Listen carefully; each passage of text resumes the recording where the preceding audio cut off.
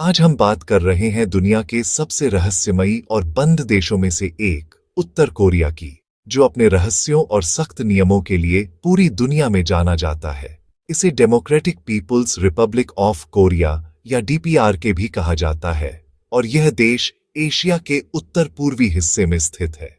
उत्तर Korea अपनी तानाशाही सरकार, विशाल सेना और विवादित परमाणु कार्यक्रमों के लिए कुख्यात है।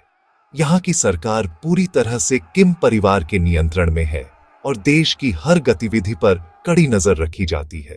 यहाँ की खबरें शायद ही कभी बाहर आती हैं और नागरिक वही जानते हैं जो सरकार चाहती है। आम लोगों की जिंदगी पर सरकार का पूरा नियंत्रण है और बाहरी दुनिया से संपर्क लगभग नामुमकिन है। आखिर उत्तर कोरिया इतना अलग थलग क्यों है? इसकी सीमाएं कड़ी सुरक्षा में रहती हैं और देश में प्रवेश या बाहर निकलना बेहद मुश्किल है। क्या इसकी ताकत सिर्फ परमाणु हथियारों में है या इसके पीछे कोई और वजह भी है? उत्तर कोरिया की सैन्य शक्ति और उसकी रणनीति पूरी दुनिया के लिए एक पहेली बनी हुई है। इस देश को समझने के लिए हमें इसके इतिहास, संस्कृति और किम परिवार के शासन को गहराई से देखना होगा। किम परिवार की सत्ता ने देश की सोच और नीतियों को पूरी तरह बदल दिया है। उत्तर कोरिया की कहानी सिर्फ तानाशाही की नहीं, बल्कि विचारधारा, सैन्य शक्ति और अंतर्राष्ट्रीय दबाव के बीच जूझते राष्ट्र की है। यहाँ की सरकार अपने नागरिकों को लगातार प्रोपेगेंडा के जरिए नियंत्रित करती है। ये देश दशकों से अंतर्राष्ट्रीय प्रतिबंधों और आर्थिक चुनौतियों के बावजूद अपनी सैन्य ताकत बढ़ाता रहा है और दुनिया को अपनी मौजूदगी का एहसास कराता रहा है। तो चलिए जानते हैं कि उत्तर कोरिया कैसे बना इतना शक्तिशाली, इसके पीछे की असली वजहें क्या हैं और इसका दुनिया पर क्या असर है। इस रहस्यमयी देश की परतें खोलने के लिए हमारे साथ बने रहिए। उत्तर कोरिया की कहानी शुरू होती है दूसरे विश्व युद्ध के बाद, जब पूरी दुनिया एक नए दौर में प्रवेश कर रही थी। उस समय कोरिया जापान के कब्जे में था और कोरियाई लोगों ने दशकों तक आजादी के लिए संघर्ष किया था। 1945 में जापान की हार के साथ ही कोरियाई प्रायद्वीप को आजादी मिली। लोग सड़कों पर उतर आए, अपने झंडे लहराए और एक नई शुरुआत की उम्मीद की। लेकिन यह खुशी ज्यादा देर टिक नहीं पाई। आजादी के तुरंत बाद कोरिया दो हिस्सों में बंट गया। 38वीं समानांतर रेखा के उत्तर में सोवियत संघ का प्रभाव था, जबकि दक्षिण में अमेरिका का। यह विभाजन महज एक रेखा नहीं था, बल्कि दो विचारधाराओं के बीच गहरी खाई थी। शुरू में यह बंटवारा अस्थायी माना गया था, लेकिन शीत युद्ध की राजनीति और वैश्विक शक्तियों के टकराव ने इसे स्थायी बना दिया। दोनों हिस्सों में अलग अलग सरकारें बनने लगीं और सीमाओं पर तनाव बढ़ता गया। 1948 में उत्तर कोरिया में किम इल सुंग के नेतृत्व में कम्युनिस्ट सरकार बनी, जबकि दक्षिण कोरिया में पूंजीवादी सरकार का गठन हुआ। दोनों देशों ने अपनी अपनी विचारधारा को मजबूत करने की कोशिश की। इस विभाजन ने लाखों परिवारों को अलग कर दिया। भाई बहन, माता पिता और बच्चे सभी अचानक दो देशों में बंट गए। यह जख्म आज भी कोरियाई समाज में गहराई से महसूस किया जाता है। 1950 में उत्तर कोरिया ने दक्षिण पर हमला कर दिया, जिससे कोरियाई युद्ध छिड़ गया। 3 साल तक चले इस खूनी संघर्ष में लाखों लोग मारे गए, गांव तबाह हो गए और लाखों लोग शरणार्थी बन गए। युद्ध के बाद भी दोनों देशों के बीच दुश्मनी बनी रही। आज भी उत्तर और दक्षिण कोरिया तकनीकी रूप से युद्ध की स्थिति में है। सीमा पर तनाव हमेशा बना रहता है और यही असुरक्षा उत्तर कोरिया की सैन्य सोच और उसकी नीतियों की जड़ बन गई है।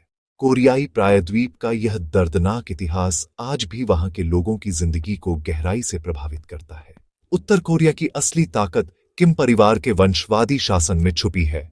यह परिवार न केवल देश की राजनीति, बल्कि आम लोगों के जीवन के हर पहलू पर गहरा नियंत्रण रखता है। किम परिवार की सत्ता का आधार है डर, प्रचार और एक मजबूत पर्सनैलिटी कल्ट, जिसने पूरे समाज को अपने रंग में रंग दिया है। किम इल सुंग को महान नेता और राष्ट्रपिता के रूप में पूजा जाता है। उन्होंने सत्ता को अपने हाथों में केंद्रित किया और अपनी छवि को देवता जैसा बना दिया।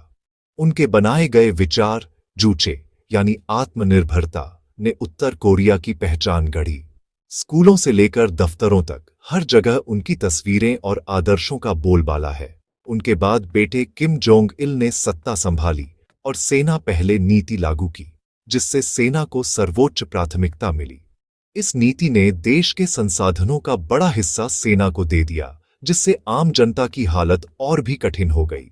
किम जोंग इल के दौर में उत्तर कोरिया और भी ज्यादा बंद और रहस्यमय बन गया। किम जोंग इल के शासन में परमाणु कार्यक्रम तेज हुआ। भले ही देश भयानक अकाल से जूझ रहा था, लाखों लोग भूख से मर गए, लेकिन सरकार ने अपनी सैन्य ताकत बढ़ाने पर जोर दिया। अंतर्राष्ट्रीय प्रतिबंधों के बावजूद किम परिवार ने अपनी सत्ता को चुनौती देने वालों को सख्ती से दबाया। 2011 में किम जोंग उन सत्ता में आए और उन्होंने भी सत्ता को और सख्ती से अपने हाथों में रखा। युवा होते हुए भी उन्होंने अपने पिता और दादा की तरह ही डर और प्रचार का सहारा लिया। किम जोंग उन ने देश को बाहरी दुनिया से और भी अलग थलग कर दिया। किम जोंग उन के नेतृत्व में परमाणु और मिसाइल कार्यक्रमों में जबरदस्त प्रगति हुई और विरोधियों को बेरहमी से कुचल दिया गया। उन्होंने अपने ही परिवार के सदस्यों और वरिष्ठ अधिकारियों को भी नहीं बख्शा। उत्तर कोरिया में आज भी विरोध की कोई जगह नहीं है। किम परिवार ने 3 पीढ़ियों से देश को अपनी निजी जागीर की तरह चलाया है। उनकी सत्ता की जड़ें इतनी गहरी हैं कि आम नागरिकों के लिए बदलाव की कल्पना भी मुश्किल है। उत्तर कोरिया की कहानी दरअसल एक परिवार और एक देश के बीच गहरे रिश्ते की कहानी है। उत्तर कोरिया की विचारधारा जूचे यानी आत्मनिर्भरता उसकी नीतियों की रीढ़ है। जूचे का मतलब है राजनीतिक, आर्थिक और सैन्य मामलों में पूरी तरह आत्मनिर्भर रहना। किम इल सुंग ने इसे विकसित किया, जिससे देश को बाहरी दुनिया से अलग थलग रखने का औचित्य मिला। इस विचारधारा के तहत जनता को नेता के प्रति पूरी वफादारी सिखाई जाती है और हर आदेश पत्थर की लकीर होता है। जूचे ने समाज को अनुशासित और एकजुट बनाया, लेकिन व्यावहारिक रूप से उत्तर कोरिया आज भी चीन जैसे देशों पर निर्भर है। 90 के दशक में सोवियत संघ के विघटन के बाद देश भयानक अकाल से गुजरा, लेकिन जूचे की विचारधारा बनी रही। आज भी जूचे उत्तर कोरिया की पहचान और शासन का आधार है, जो जनता को बाहरी खतरों के खिलाफ एकजुट रखता है।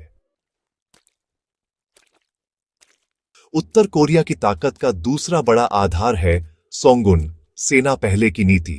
किम जोंग इल ने इसे औपचारिक रूप से लागू किया, जिससे सेना को सर्वोच्च प्राथमिकता मिली। देश के संसाधनों का बड़ा हिस्सा सेना को जाता है, भले ही आम नागरिकों को मुश्किलें झेलनी पड़े। यहां सैन्य सेवा लगभग अनिवार्य है और समाज एक सैन्य छावनी जैसा बन गया है। सोवियत संघ के पतन के बाद उत्तर कोरिया ने खुद को घिरा हुआ महसूस किया और सेना को और मजबूत किया। सेना की वफादारी किम परिवार के शासन को टिकाए रखने का सबसे बड़ा हथियार है। हालांकि इस नीति के चलते देश की अर्थव्यवस्था और नागरिक जीवन पर भारी असर पड़ा है, लेकिन नेतृत्व पीछे हटने को तैयार नहीं। उत्तर कोरिया की सबसे विवादास्पद ताकत उसके परमाणु हथियार हैं। उसके लिए परमाणु बम सिर्फ हथियार नहीं, बल्कि शासन और देश के अस्तित्व की गारंटी है।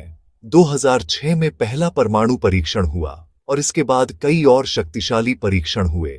उत्तर कोरिया ने लंबी दूरी की मिसाइलें भी विकसित कर ली हैं, जो अमेरिका तक पहुंच सकती हैं।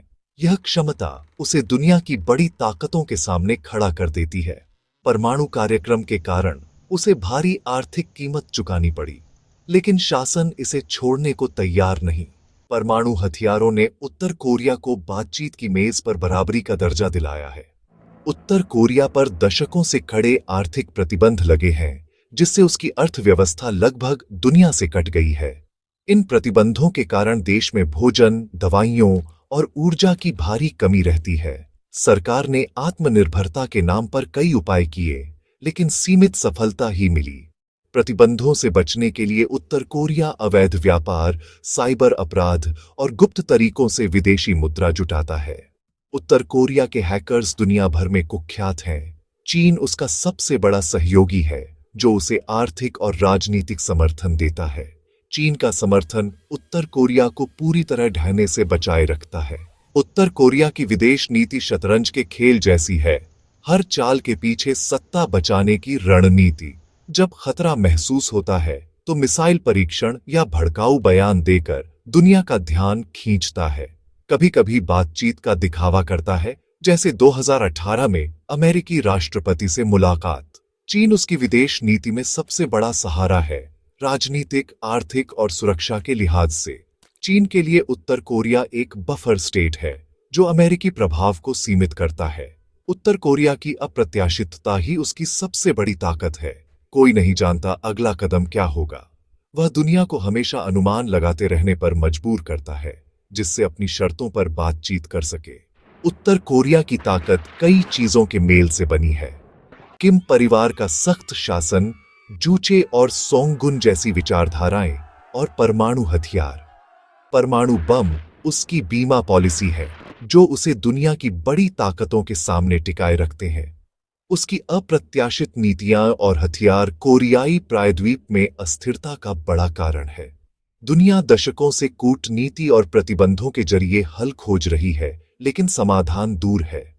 उत्तर कोरिया अपने परमाणु हथियार छोड़ने को तैयार नहीं, और दुनिया उसे परमाणु शक्ति मानने को। उसकी कहानी बताती है कि असली शक्ति सिर्फ आर्थिक या सैन्य नहीं, बल्कि नियंत्रण और अनिश्चितता में भी है। जब तक किम परिवार सत्ता में है और परमाणु हथियार हैं, उत्तर कोरिया एक रहस्यमयी और खतरनाक पहेली बना रहेगा।